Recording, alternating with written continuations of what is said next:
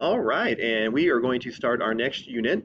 All right, which the great news about this unit is it's like 90%, all right, at least for the first few lessons, a review of what we just did in our unit 5 with solving equations. Now, the focus, all right, for the first few lessons here are solving equations with variables on the both sides, all right, of the equation. Now, so you can see this is standard 11, all right, topics 1 to 4. And so, all right, I can solve linear absolute value quadratic, and we're actually not going to do exponential equations here, all right. So it's just those, all right, three types of functions, all right? So now to get you started, we have an opener, and you can see we have a linear, absolute value, and a quadratic equation. So I want you to pause the video. I want you to solve those three equations, flip it back on, and then we'll talk about how that ties in to our new material. All right, so now let's go through our problem. So remember, we really just have like 4 or 5 steps with solving an equation, right? So distribute if you can, all right? So if we have parentheses and no exponent on the outside of the parentheses, we can distribute. Then we want to combine like terms if we can. Then we want to get it equal to 0, use our 0 property, and then hopefully it's either a multiplication division problem at that point, and then we solve it. So looking at 1a here, right? So I combine like terms, so 4x minus 3 equals 17. I'm going to get it equal to 0. Then I'm going to use the 0 property. 20 minus 20 is 0, so 4x equals 20. All right, and then 4 times 5 is 20, so x equals 5. Okay, just like what we did before. All right, 1b, absolute value. So remember, we always want to start thinking about what kind of function do I have, right? And then how many solutions are we looking for? So with absolute value, we're looking for 2. I should have started with this. Linear, we were looking for 1. All right, so now notice this time my like terms of the absolute value is the x's. So negative 2 minus 4 absolute value of x is negative 6 absolute value of x, and then plus 3 equals negative 9. Okay, so once again, get it equal to 0. All right, use that 0 property. So negative 12 plus 12 is equal to 0. So negative 6 absolute value of x is equal to negative 12, right? Then negative 6 times what is negative 12? And that would be 2. Now, absolute value of 2 and negative 2 give me 2. So there's my 2 answers. All right, now let's look at 1c. This is a quadratic. We're looking for 2 solutions. Now, when I look at this one, right, I can't distribute. I see parentheses, but I have this exponent on it, so it's closed off, so I can't distribute. Now, I don't even have to get it equal to 0 because it's a multiplication problem. So remember, it's a multiplication division problem. I can just go right to that fact. So 2 times what is 50? 2 times 25 is 50. So x minus 3 squared is equal to 25. Now, what number squared is 25? 5 and negative 5. Now, remember, when I have more than just x in my grouping symbol, all right, that means I'm going to still have 2 solutions, but they're not going to be opposites. So x minus 3 equals 5, and if I solve this one, you get x equals 8. And notice if I plug 8 back in, I get 8 minus 3, which is the 5. And then I have x minus 3 could equal negative 5. And if I solve this, I get negative 2. If I plug negative 2 in, right, I get negative 2 minus 3, which is the negative 5. All right, so that's really just a really brief review of basically everything we did in our last unit.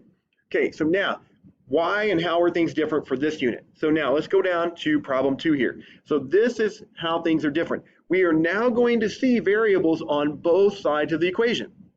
Now, here's what's great. It doesn't change anything about what we want to do, okay? Except for now, we're going to look at things left side to right side. So for example, first thing we want to do is see if I can distribute, right? So I'm going to look at the left side. Okay, no parentheses, can't distribute there. Then I'm going to look at the right side. No parentheses, can't distribute there. Okay, now my next step would be to combine like terms. So I'm going to look at the left side. Can't combine like terms there. Then I'm going to look at the right side. Can't combine like terms right there. So now I'm going to go to get it equal to 0. Now, here's the difference. So notice to get it equal to 0, we only had one term, right, up here. So notice to get it equal to 0 here, I have to just do the opposite twice. All right, so if I want this to be equal to 0, okay, since I have negative 8x, to make this piece 0, I need to add 8x. All right. Now, remember, when I combine like terms, I wanted to go variable to variable, number to number. So since I added 8x right here, that is 0. I also have to add 8x to the left side to balance. So I have to put it with the other variable. So I have to add 8x right here. And then remember, if I see just the x, this is really 1x. So 1x plus 8x is 9x. Now, to make this 0, it's positive 31, so I have to subtract 31. All right, and that's 0. So now I'm equal to 0, just like we did before. All right, and I'm going to subtract 31 right here. And then negative 14 minus 31, that is negative 45. And so notice, now it's just like what we did. There's no difference between this problem and what we did in Unit 5 in our prior unit. All right, we just had to make it equal to 0 by subtracting 2 or doing the opposite for 2 terms versus 1 term. Now I go back to my zero property. What minus 45 is 0? That would be 45, right? So 9x equals 45. 9 times what is 45? That would be 5, and there's my answer. So you really just have one small additional thing to do, and it's just like what we did before. All right, okay, number 3 here. So notice this is an absolute value problem, and so we're looking for 2 solutions, right? Now, once again, I don't see any parentheses, so I don't have to worry about distributing. If I look at the left side, no like terms to combine. If I look on the right side, no like terms to combine. So now I want to get it equal to 0. All right, so I have a positive 1. So how do I make a positive 1 0? I have to subtract 1. All right, and then I have to subtract 1 over here. All right, so that's 0. All right, so negative 38 minus 1, that's negative 39. Now I need to make this piece 0. So since it's a positive 12 absolute value of x, I need to subtract 12 absolute value of x, and that makes that 0. So now that right side is equal to 0. All right, and then I can subtract my 12 absolute value of x. So remember, variable to variable. All right, so when I look up and down, I should have the same types of things. I'll have absolute value of x's in this column. I've got numbers in this column. Now 15 minus 12 is 3 absolute value of x. And now notice, just like what we had before. All right, what minus 39 is 0? Positive 39. So I take that away. So 3 times the absolute value of x is equal to 39. Okay, 3 times what is 39? All right, if you don't know that fact, right, we can divide, right? So we can undo that. All right, and that would give us 13. Now, what numbers have an absolute value of 13? 13 and negative 13.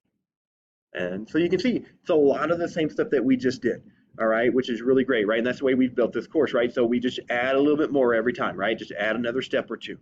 All right, so let's move down to number 4 here. Okay, now once again, when I look at number 4 here, let me get this back in focus for you. All right, maybe. That did not work. All right, there we go. All right, so we can see that this is a quadratic, right? And that means I'm looking for 2 solutions. All right, so once again, no distribution on the left side, no distribution on the right side, nothing to combine over here, nothing to combine over here. So now I'm going to make this side equal to 0. I have a positive 3x squared, so I'm going to subtract 3x squared. All right, that makes that 0. So I'm going to subtract 3x squared over here. So 5x squared minus 3x squared, that's 2x squared. All right, now to make this 0, I have to subtract 25. So that's 0. So there's my equal to 0. And then I'm going to line that up with my other number right here. All right, and so negative 7 minus 25 is negative 32. And now I'm in that 0 property, right? So what minus 32 is 0? Positive 32. All right, so 2x squared equals 32. Now, 2 times what is 32? 2 times 16 is 32. All right, so x squared has to be 16. And then what number squared is 16? It's got to be 4 and negative 4. All right, and there's our solutions. Okay, let's go through and just review one more thing in this particular lesson. All right, so let's look at these two. And we saw this in the last unit, but we want to just kind of refresh things here. So now let's look at example A here. All right, so now when I look at this, right, variables on both sides. Now notice, no parentheses, no parentheses. But now when I look at this left side, can you see that I have 2 like terms here? So I can do 13 minus 7, right? 13 minus 7 is just 6. So 6 minus 5n, right? Good. Now, when I look over here, notice I have 1 variable, 1 number, so I can't combine those. So I'm just going to bring those down. All right, so now I'm going to get it equal to 0. I have a negative 5n here, so I'm going to add 5n. All right, that makes that 0. I'm going to add 5n right here. Well, notice negative 5n plus 5n, that's also 0. So those drop out. And notice what's left now. I get 6 equals 6. All right, so now we talked about this in our last unit, right? So if our variables equal to 0, that puts us into 2 situations. All right, and it's either everything works or nothing works. And so if we get a true statement, all right, so when an equation is true at the end, like 6 equals 6, right? Or maybe you get 0 equals 0. It doesn't matter what the statement is as long as it's true, right? There are infinite, all right, number of solutions, all right? And so we would just put IS there, okay? So just want to make sure that still applies here, all right, just like it did, all right, in our prior unit. All right, let's look at example B here. Okay, now once again, I can't distribute, can't combine like terms, can't combine like terms. So we want to get it equal to 0. All right, so I'm going to subtract 1, subtract 1. All right, So when I subtract 1, that's 0. 8 minus 1, that's a positive 7. Okay, now to make this 0, I have to add 10x. So add 10x, add 10x. All right, what do you notice? That's 0, right? Negative 10x plus 10x. So my right side is 0. Negative 10x plus 10x, that's 0. So now notice what I'm left with. I'm left with 7 equals 0.